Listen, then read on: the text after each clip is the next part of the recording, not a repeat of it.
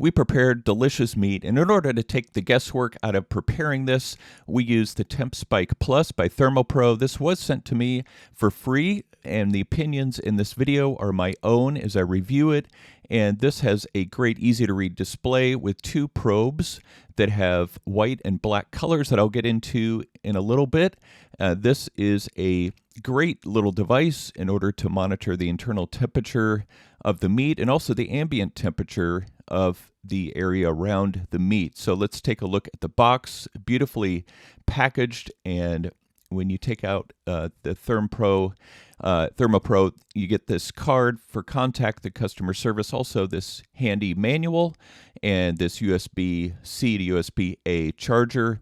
There's the charging port, and when you seat these in here, they go in relatively well, though you want to make sure they're fully seated in order that they get up to full charge. And I did have to charge this out of the box. It has a backlight so that you can more easily see the display. This thermometer connects to two different apps, the ThermoPro one and then a Temp Spike app, which I prefer, and it's unfortunately is not linked up here in the instruction. That is for the ThermoPro app.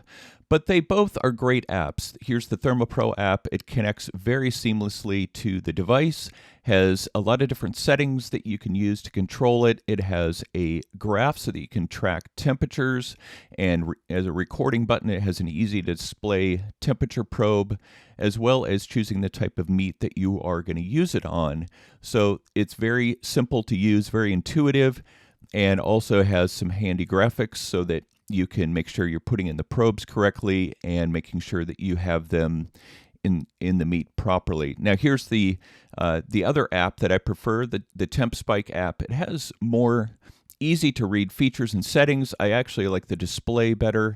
It's much easier to read. So let's get into actually using this on the meat. So I've set it to beef, and we're going to do medium well, though we ended up actually cooking it medium rare.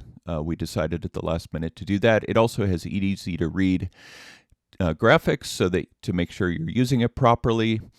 So here is the readout, but I have not installed the probes yet. So why don't we do that?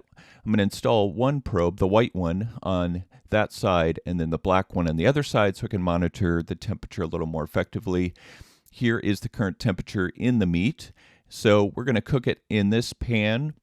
And you can see that the internal temperature has not gone up yet, as it's just begun to cook. It has this handy magnet, so we're going to put it on our fridge for easier display. And here it is cooking. The internal temperature is going up. This is the ambient temperature, which is much higher. And I really like how it shows you which probe you're using here on the actual display.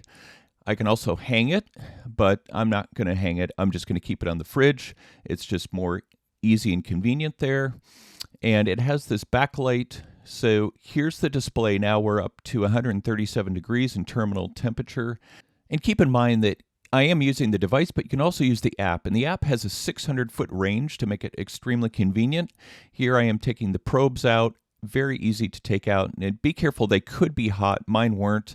My wife's going to cut up the meat while I wash these probes. Just going to rinse them off with soap and water.